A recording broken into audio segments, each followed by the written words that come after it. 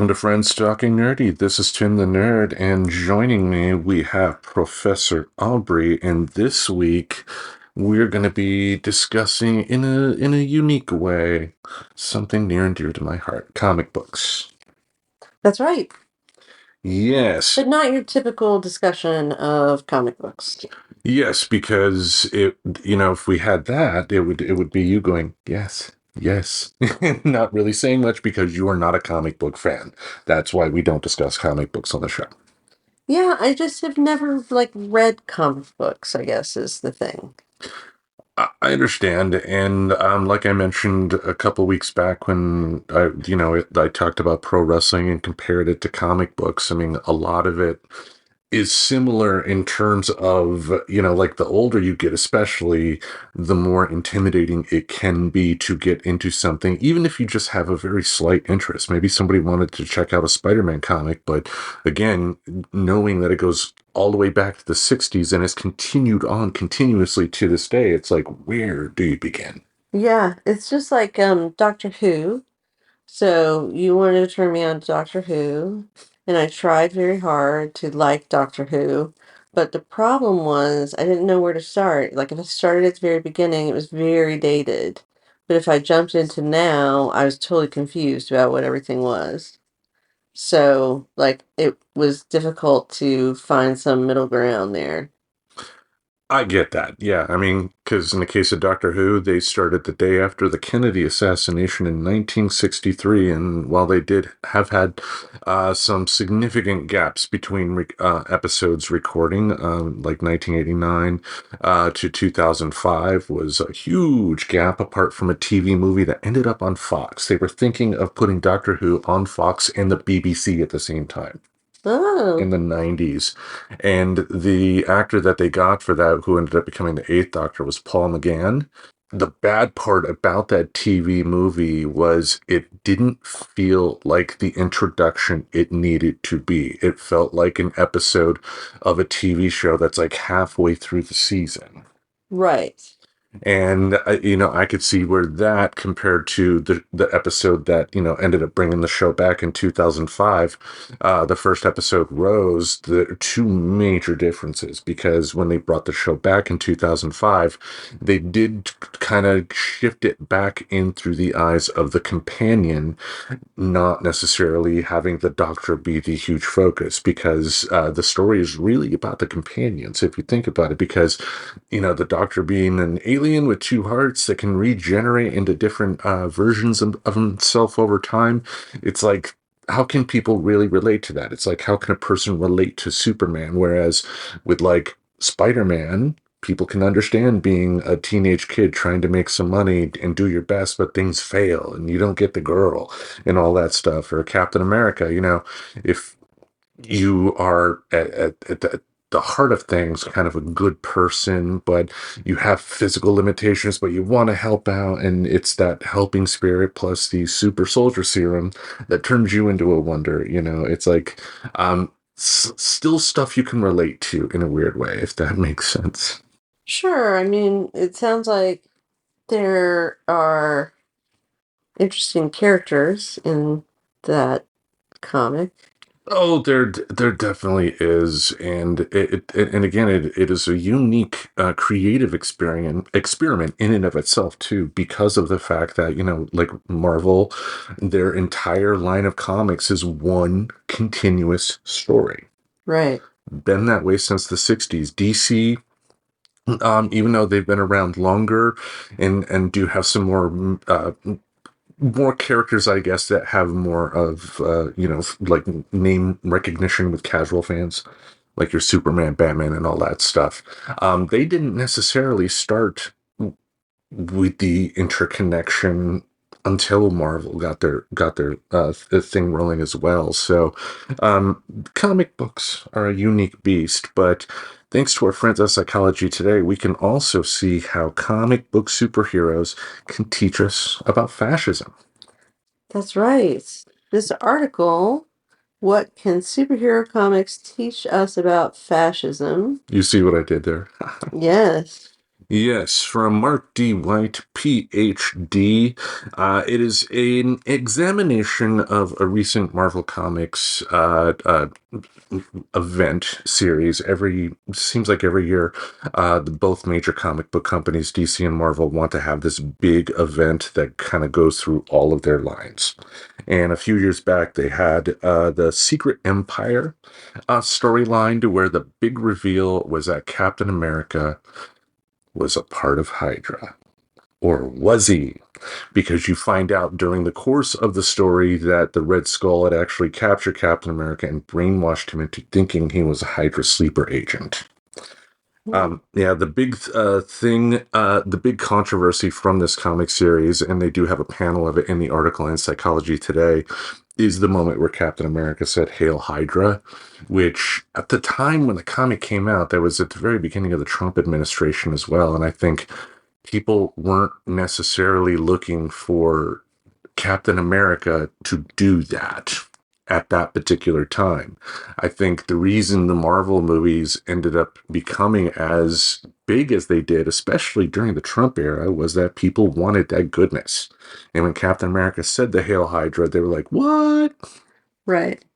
You know, yeah, I don't know, philosophically thinking about comic books here, but what this article has done is he's compared some of the elements of the Secret Empire storyline and compared it to what fascism's rise can look like and has looked like in plenty of countries in the past, and what it could look like today. And we're already seeing elements of that occurring as we speak. It's been happening since that ride down that golden escalator in 2015. Yep. So what we wanted to do is go through the bullet points here, talk out the article, which is going to be linked in our show description, and just open up some conversation about this, because like more and more these past few years have finally gotten me to understand why Germany in the 30s happened. Mm-hmm. And I think people need to make themselves aware of that, because you don't ever want to get into the point to where you think, it could never happen here, because it can. And, frankly, in some ways it has. I mean, look at FDR with interning Japanese citizens. Right. In the 40s. I mean, they weren't put in gas chambers, but they were in concentration camps. Mm-hmm. Their stuff was taken away from them. And when they were let out, they had to essentially fend for themselves, if I'm not mistaken. Maybe there was some little bit in terms of reparations, but a lot of people had their businesses taken and all that, right? Yeah, it was a pretty bad scene. Plus, you had the whole indigenous people situation. Yeah. Yeah.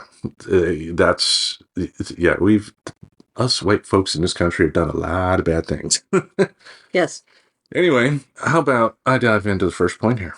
Let's do it. All right, inventing a mythic past. After their successful takeover of the country, Hydra spreads the idea that they, not the Allied forces, won World War II. This shows fascist insistence on creating a false historical narrative based on what philosopher Jason Stanley calls the mythic past, a concocted golden age where everything was better, at least for the people fascism favors. In the story, this revised truth is taught as history to school children, with any lingering thought that the Allies won the war dismissed as the Great Illusion, and any evidence pointing to it suppressed or destroyed.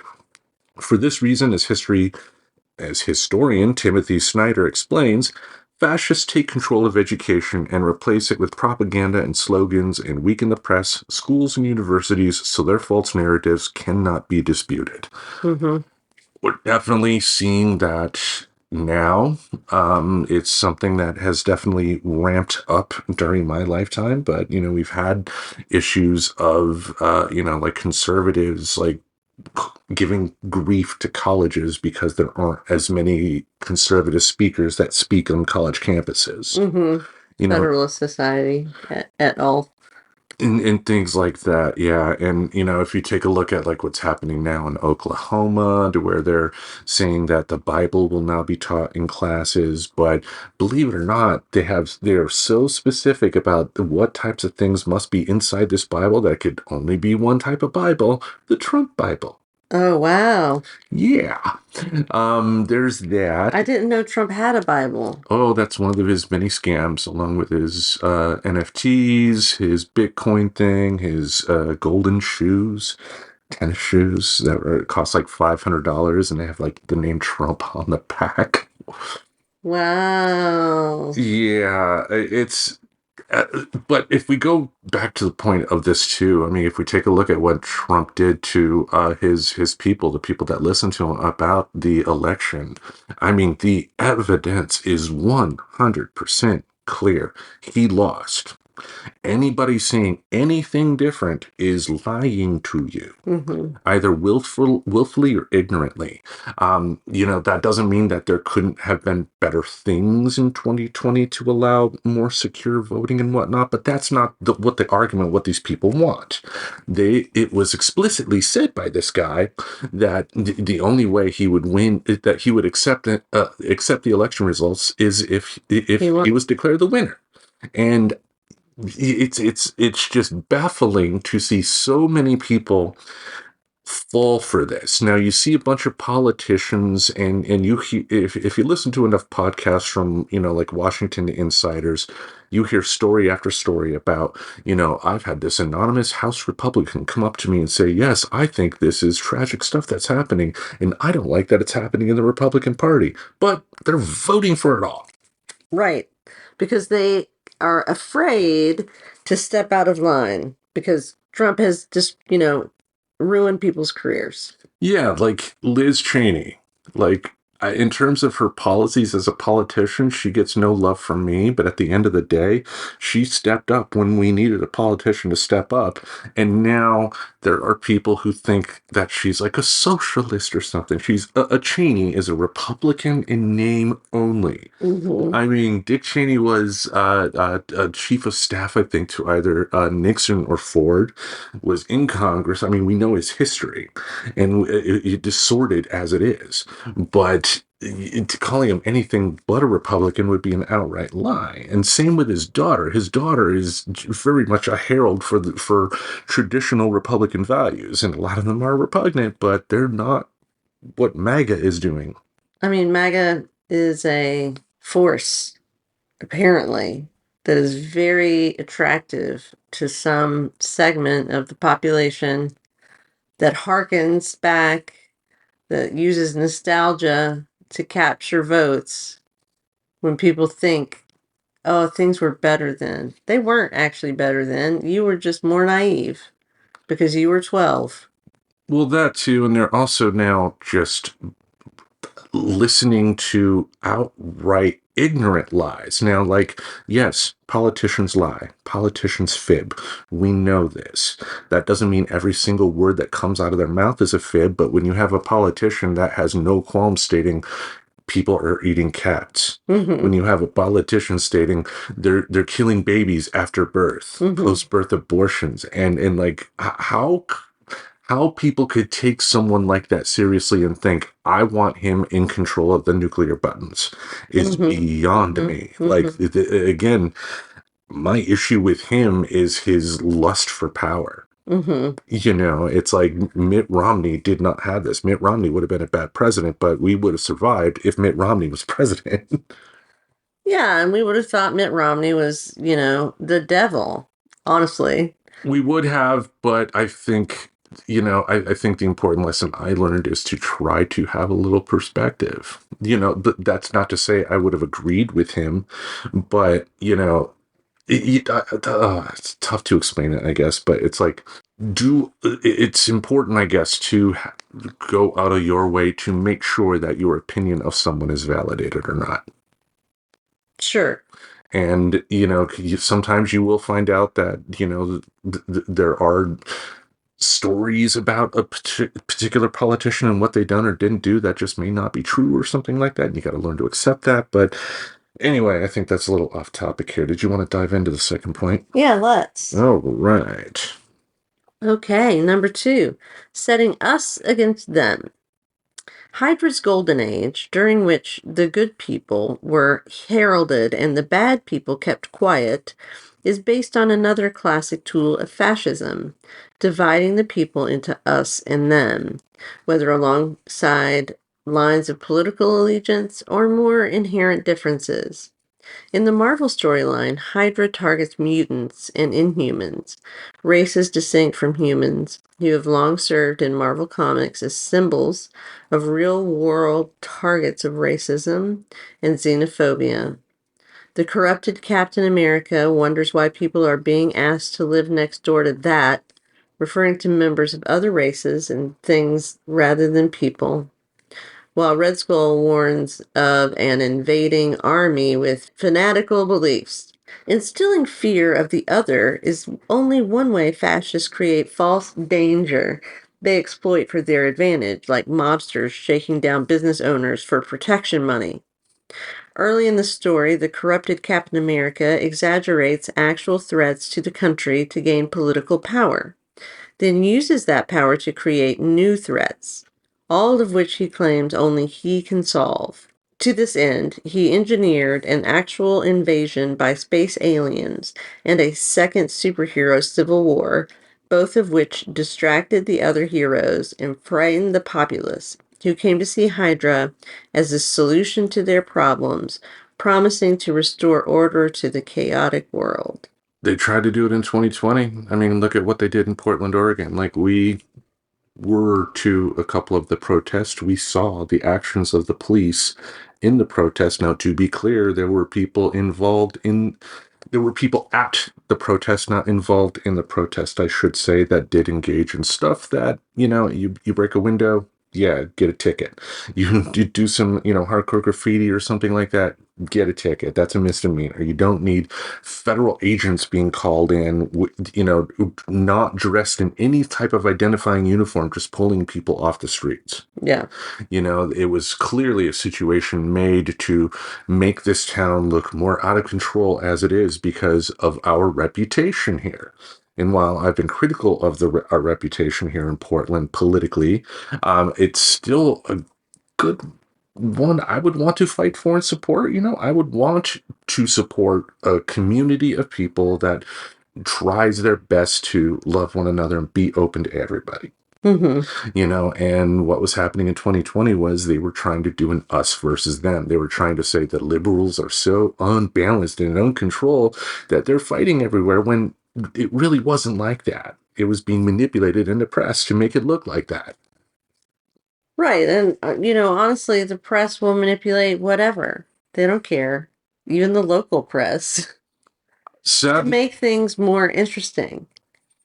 Yeah, we've talked about it plenty of times on the show. There are plenty of other resources out there to check out about this. But yeah, like, the news media is a business. That is just something you have to keep in mind. As a business, they want to keep on giving you good product to keep you coming back. And I think part of what news viewers in general want is someone to tell them the truth. But I think the tough part is, especially in today's infrastructure of how information is delivered to the masses, there's just so much. It's not a centralized focus of news anymore. You can go to a news source that continuously says things that you want to hear, and people don't challenge themselves. And I think, that doesn't help with the us versus them mentality. I think more progressives should challenge themselves to hear what conservatives have to say about issues. Doesn't mean you're ever going to agree with it, but taking the time to burst out of your bubble can break apart that notion of us versus them. And that's not even taking into account the us versus them in regards to how that's being utilized when it comes to the immigration topic. That's even more deplorable and sickening that is happening, because while there are legitimate concerns about how border security it works in this country, they're not being addressed because of how hyperbolic everything is. That's right. It's like the boy who cried wolf or whatever. And they were saying, the border agents just want to do their jobs. And I don't know, it's difficult because I don't think there should really be international borders anymore. I mean, I get where you're coming from, but I think, and I think you would agree with me, the reason they are there at the very least is that there are bad people in the world, and it is nice to have something to potentially stop a bad person from just freely walking in. But what defines a bad person? To me, I'm talking someone that is like a known criminal, a known, member of a terrorist organization or something like that. I mean, So I guess, my answer to that is that shouldn't don't we all deserve to be safe? And so shouldn't the resources, instead of being put into stopping every person who's coming from one place to another, like stepping over an imaginary boundary that doesn't actually exist, that is that those people don't deserve safety, but the people in the United States do. And so couldn't there be ways that bring safety to the world so that people don't have to be at risk? there was a politician in the 2000s who proposed having a situation to where illegal immigrants in the United States would, make themselves known to the authorities. What would happen is they would have based on how long they've been in the United States illegally, maybe they would have some like tax fine or something like that, but it would get them in the system to essentially make them a citizen because, they came here for a reason. Most, 99% of the people that do want to come to the United States want to come here to spend money, have fun, or believe it or not, make a life for themselves and their family.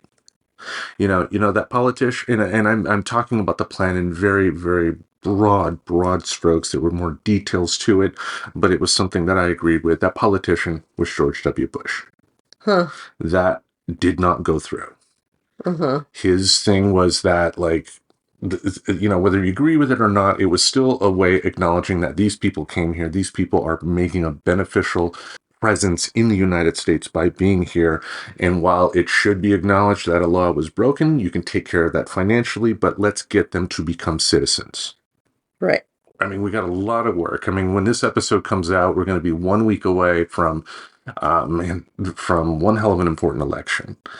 And I hope it's one that people really make the right choice on because, like, how much more of this us versus them mentality can we take in this country? Like, it's tearing this country apart in a lot of ways when the numbers prove most people generally agree with each other. It's the politicians, it's the rich people, it's the media that's poking a stick, trying to keep everybody divided so they're not seeing what the real problem is. Exactly. I mean, it's the oldest trick in the book. Yeah. Well, how about I dive into the last point here? That sounds great. All right. Presenting a strong man. Of course, it was not just anyone who promised to restore this order, but the one man the world trusted more than any other to do what's right. Captain America served Hydra's purposes by giving the country what historian Ruth Ben-Ghiat, and I assume I'm mispronouncing that name, so I apologize, calls a strong man, a charismatic figure tailor-made to sell fascism to a population frightened by exaggerated or fabricated threats, including the danger posed by independent women, racial minorities, and LGBTQ plus persons. The corrupted Captain America relies on a sterling reputation to assure the American people that everything will be better if only they give him even more power and allow him to act outside the law for the good of the country. As Ben Giot explains, this mirrors the path to power of many real-world fascist leaders who never give up the powers they claim they will use temporarily because the emergency they promise to solve somehow never goes away. It should frighten people when you have a politician of any sort stating, I can fix this. Trump said that in 2016, and no, he didn't really fix shit. Unless you meant, giving even bigger tax breaks to billionaires, then he did a great job there. Yeah, you did perfect. And there's a lot of that talk going on right now. Like he had the ludicrous thing of stating that he would have the Ukraine war ended before he got, re-inaugurated again. Like how? I mean, well, we know his way, and it may very well be an overnight thing of just letting Russia do whatever the hell they want. That's it. I'll solve it by letting Russia take take Ukraine. Yeah, which if you see strategically, isn't helping it isn't helping Europe, and it isn't helping our cause. For as much as you don't want war, like sometimes it needs to happen. Yeah, I don't know about that. Like I'm too much of an old hippie to I've seen enough action movies, for me, it's like at the end of the day, like, it's like he tried for peace. Now he's pissed off. Time for war, no, it's, That's very aggro of you. yeah, I mean, and yeah, let's step back from, talking anymore about, European and Russian history there, but we don't want a strong man. We don't want somebody that is the only solution. Like in a country of the 300 million plus people, how can Donald Trump be the one person to fix everything? Mm-hmm. That's ridiculous. How could the same could be said for Kamala Harris, but she's not out there stating, I'm the only one who can fix this. Right.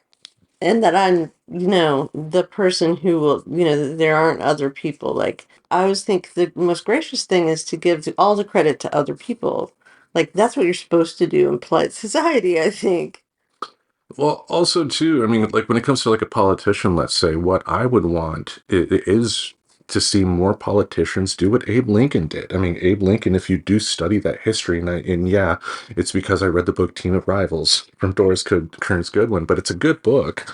And I think it shows the benefits of what a politician can have happen to them and their administration if they have a number of people that will just challenge them and not just be yes sir, whatever you want, sir. Especially during that time in this nation's history, we needed the right answers, not the answers that Lincoln may have wanted to have been told. Right. And luckily, he had the right team in place, and we're all here today because of it. But now we're at the point where that little house of cards is wobbling. Yes. And we really really have to be careful. Yeah, absolutely. But It's not a north-south divide anymore. It's a rural-urban divide. it is, and I think that's one thing I get frustrated on when people talk about, when they whip out like the red and blue marks on where people voted, and they show a bunch of red, but a lot of the red in the United States, when you have that type of comparison of who votes where, is empty land. Yeah. You If know? you did it by population, it would still be Republican, but it wouldn't look like nationally there was so much red. Yeah, and there's no such thing as a red state or a blue state, right? Like they're all made up of a combination, usually very close to 50%. Yeah, like in Texas in 2020, I think it was like 53% to 47% for Trump, but still pretty close for Texas. I mean, Texas is getting a lot of Silicon Valley people moving to like Austin and whatnot. So it Mhm. is turning more blue. And I do see, if this little experiment we have called America continues on, I do see at some point Texas potentially becoming at least purple. But yeah, I mean, like Alabama and Mississippi, I think, are the ones that, are generally going to be like 70-30, but still 30. I mean, that would be a big reason why I would advocate for, scrapping the electoral college and just having it be a popular vote, because that would give the 30% of Democrats in Mississippi a little more power than they have now. And let's say they're in California, for instance, only 40% of Republicans. That's still giving them 40% power that they didn't have before because of the power of a popular vote. But we know that will never happen, Nope. but there have also been a ton of things I said would never happen in my lifetime that have. So prove me wrong, history. Just like that time I proudly said, iPads, screw them. Who's going to want that when you got your phone or a computer? Ooh, I got a computer. And yet all you do is your iPad, pretty much. Yeah, it's my friend, my lover. Anyway. You like take it around like that South Park where they went Halloween. Yeah, yeah. I just don't have the RC car or whatever that the iPad was attached to. Right. But anyway, Great article from Psychology Today. Also, even though the series wasn't the best, if you have the Marvel Unlimited app, check it out, because the guy who wrote that ended up getting death threats, and which is the most ridiculous thing in the world, because it would be like wrestling fans sending death threats to the WWE because they had a good guy wrestler pretend he was a bad guy wrestler, but then 6 months down the road, you found out he was pretending to be bad for a good reason. Okay. It's like it's part of the story. Like, why are you sending death threats to a comic book writer for writing a story that you were just seeing the start of? Mm-hmm. Now the series in question, I feel, did have some legitimate critiques, but we will not go into that here. But I support anybody taking time out of their day to read some comics. Yeah. All right. Anything else you want to say to our friends at home about this topic? No. No, not about this topic. No. All right. So hang tight, folks. We want to let one of our podcast friends tell you about their show.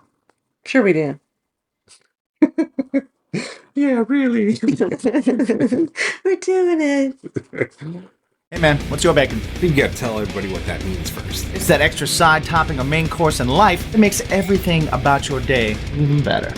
Whether it's movies, music, cooking, paranormal, video games, whatever it is that helps you unwind, maybe even get a little bit inspired. We talk to hot new bands, We are Felicity. Hey, this is Bradley from Emerosa. TV personalities, Hi, my name is Rachel Pizzolatto. Hi, my name is Patty Magley. wrestling personalities. Hi, everybody. I am Eric Bischoff, WWE Hall of Famer, Godfather here. Actors, This is Sean Kanan. Thank you for joining us. fellow podcasters, Emo Social Club. ladies and gentlemen, Mr. Dave Schrader. Pretty much any like-minded creative across all facets of the entertainment industry. You can check out Bacon is My Podcast on all streaming platforms, as well as the Strangerhood TV YouTube channel. New episodes dropping every Monday, Wednesday, and Friday. Listen in when we find the answer to the question, What's your bacon? All right, before we wrap things up, we got a couple of things we wanted to talk about here. And one thing that I forgot to bring up before we started recording, but I will bring up now, and I know you will have zero issue with that, is that friend of the show, Jennifer Lumley, is still in need of our help. She has been battling cancer for the past year. Treatments, my understanding, are going good, but when you deal with chemotherapy and stuff like that, other complications can and do occur. I believe she's still not working as of yet. So if you go to the link in the show description and click on the GoFundMe, you'll be able to help her out in terms of being able to actually get the medical help she needs, plus being able to not have to worry about things like an apartment or, money for new comic books or anything like that. She's good people, folks. And I found out recently that she just became a wrestling fan, and Rhea Ripley is one of her favorites. Oh, nice. So, yeah. So she's good in your book. That's right, damn it. She likes mommy. She gets my support. Well, yes. My hat's off to Jennifer for what she's doing. Yeah. So, like I said, show description, click on that link. You can help her out in terms of allowing her to survive, basically, because when you're going through the type of stuff she's going, you can't deal with the crap at Apple. No. Yeah. Now, one thing you all may have noticed when we started the show is that I did not bring up anything about the Deluxe Edition Network. That's right, you didn't.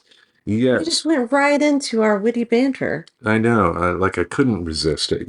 Just back and forth. We're like Spencer Tracy and Katharine Hepburn. Right. I'm Katharine Hepburn. Anyway. I'll be Spencer Tracy. That's cool. There you go. Yeah, sweetheart. No, that's not. Yeah, she. Okay.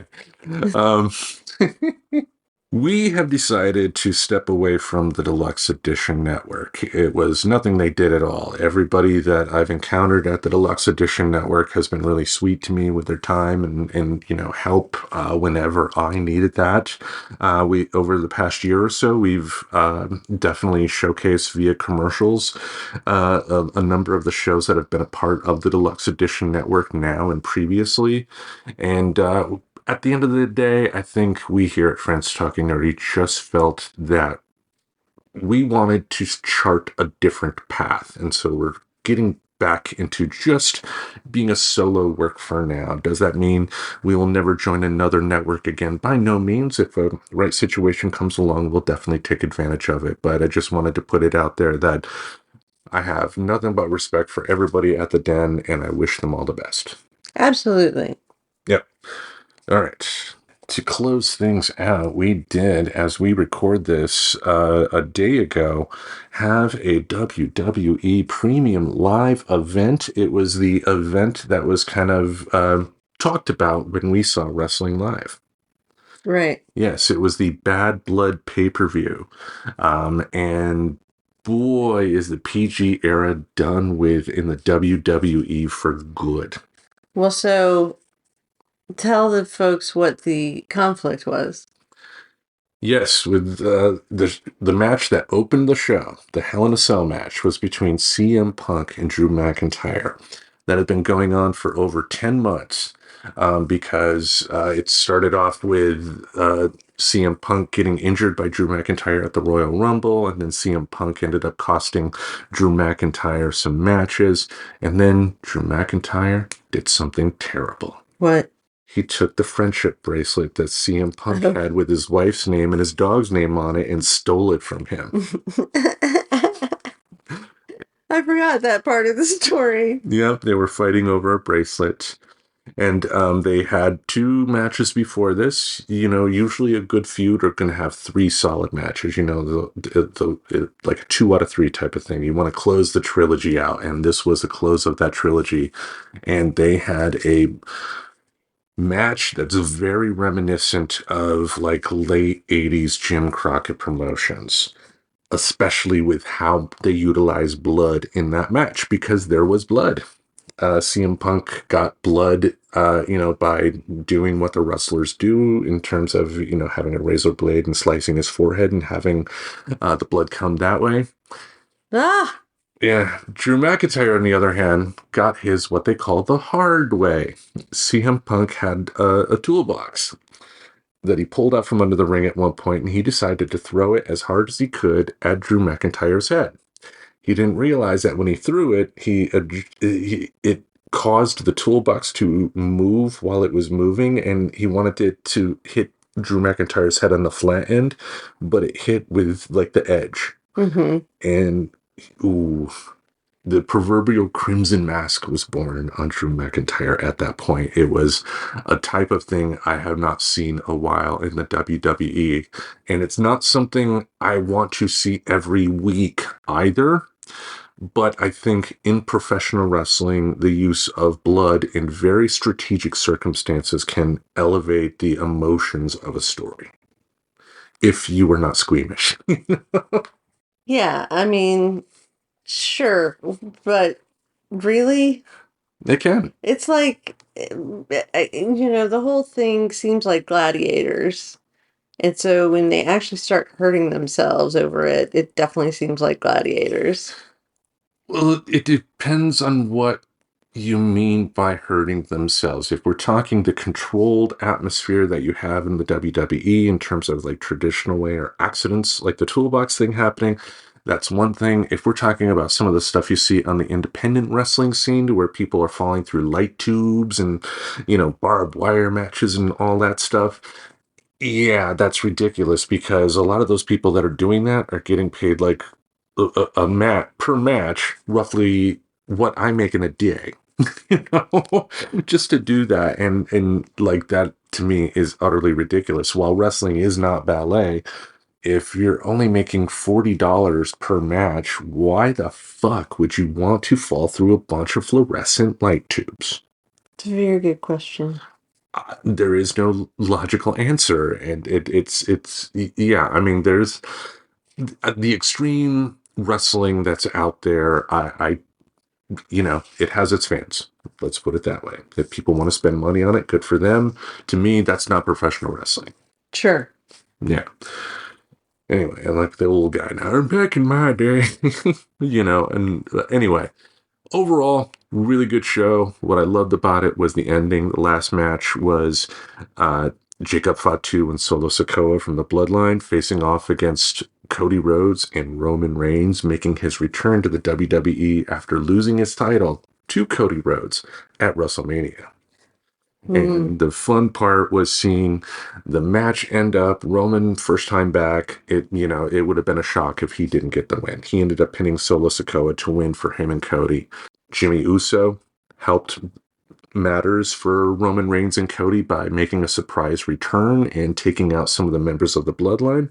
Roman and Jimmy were reunited. They hugged, and then, Roman turned to Cody and was like, hey, I'll see you down the road in terms of we'll wrestle again for that title. Walks out of the ring.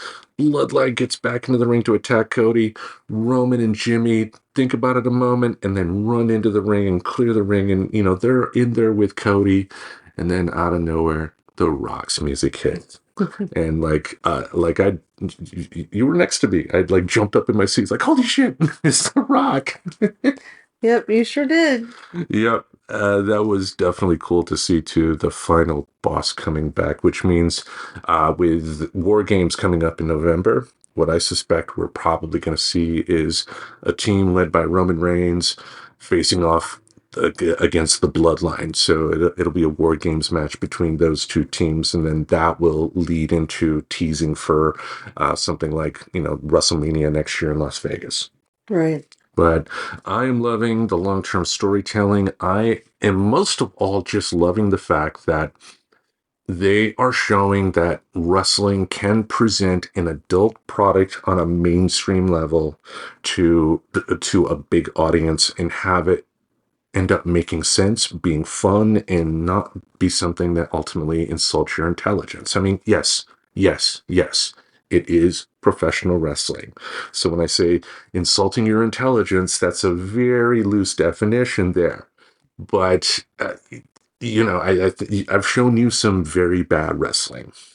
And I think you probably get my point, like some of the Vince Russo era, where they were talking just boldly, oh, he's not following the script, so he must be saying the truth now. But the more you do that, the more you're showing that, no, they're not. Everything that you're saying, everything else is fake, but this is real, but it's not real. It's insulting intelligence. Yeah. But that was bad blood. I think it was a pretty solid pay-per-view. It was great to see Rhea Ripley face off against Liv Morgan. She ended up losing that match because of a returning Raquel Rodriguez, who I guess now is the muscle for Liv and Dom. Oh, I see. Yeah, so that's funny to see. And I'm loving Dominic Mysterio more and more. Like, he gets it in terms of what it takes to be that slimy dirtball bad guy. Yeah, he's a total dirtball. Yeah, like you can just tell by looking at him, he's a dirtbag. Yeah, you want him to get beat. You want Rhea Ripley to just make him cry and scream, and not in a good way. No, I just love what they're doing there. Liv Morgan as a wrestler, meh. As a character, though, she's growing on me a lot because I think she is kind of channeling a lot of classic bad women from wrestling's past in a very good way.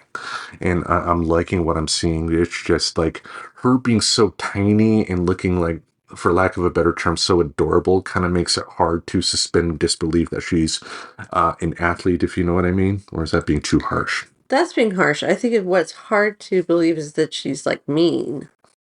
She's got this long blonde hair. She looks like a cheerleader. Yeah. So it's hard to believe that she is like evil herself. Yeah. I'm gonna beat you. Right. You want to get her a cheat. Yeah. Like, she just doesn't seem like a cheater. Yeah.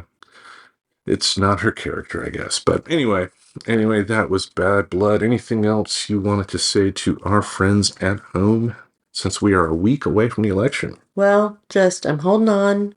I'm sure you are too. And this time next week will almost be election day. So let's hold our breath. But not too long, because that would be bad. Yes. I mean, keep breathing, but proverbially hold your breath.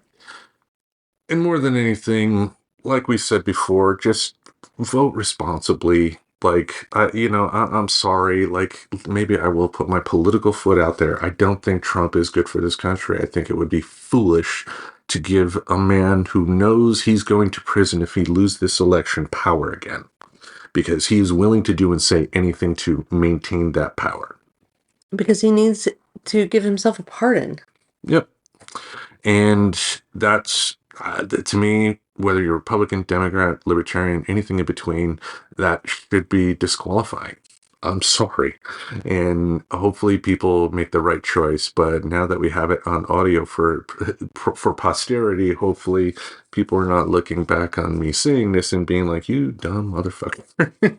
Yeah, hopefully not. Yeah, so hopefully we'll see. But anyway, each Monday, we'll have something in this podcast space to entertain your ear holes. Until we meet again, we bid you adieu. So long. Hail Hydra. Subscribe to Friends Talking Nerdy On YouTube Music, Apple Podcasts, Spotify, or wherever you listen to podcasts. Goodbye, darling.